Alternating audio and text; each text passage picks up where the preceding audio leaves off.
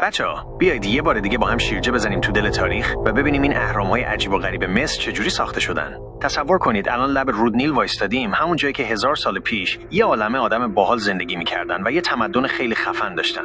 این سه تا هرم بزرگ و سنگی انگار دارن یه جوری آروم به آسمون نگاه میکنن و ما رو صدا میکنن که بریم تو زمان و ببینیم این بناهای خیلی بزرگ چطوری ساخته شدن. راست ساختن اهرام یه جوری مثل یه داستان پیچیده و جالبه که توش هم مهندسی خیلی هوشمندانه بوده، هم کلی آدم کار کردن و هم یه جور اعتقاد مذهبی خیلی قوی پشتش بوده. مصری‌های قدیم عجب کله‌ای داشتن.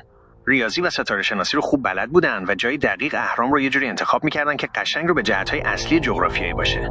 این دقتشون هنوزم که هنوزه آدم رو شگفت زده میکنه. سنگ‌های خیلی خیلی بزرگ که بعضیاشون وزن یه عالمه ماشین رو داشتن، از معدن‌های دوردست با کشتی‌های بزرگ تو رود نیل میومدن.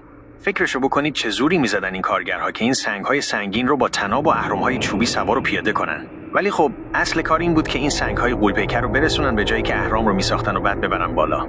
یه جورایی حدس میزنن که مصری‌های باستان از یه عالمه سطح شیبدار خیلی طولانی و پهن استفاده می‌کردن که از آجر و خاک درست شده بود.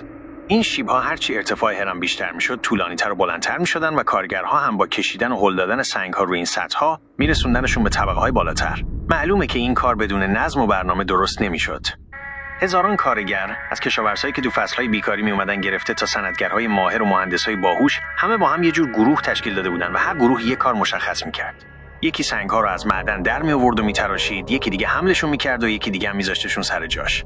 یه سری آدم با تجربه هم بودن که کار رو نگاه می‌کردن و با یه سری ابزار ساده مثل چکش سنگی و مسی دقت کار رو بالا می‌بردن. یه چیز دیگه که خیلی عجیبه تو ساخت اهرام اینه که این سنگ‌ها رو چقدر دقیق کنار هم گذاشتن.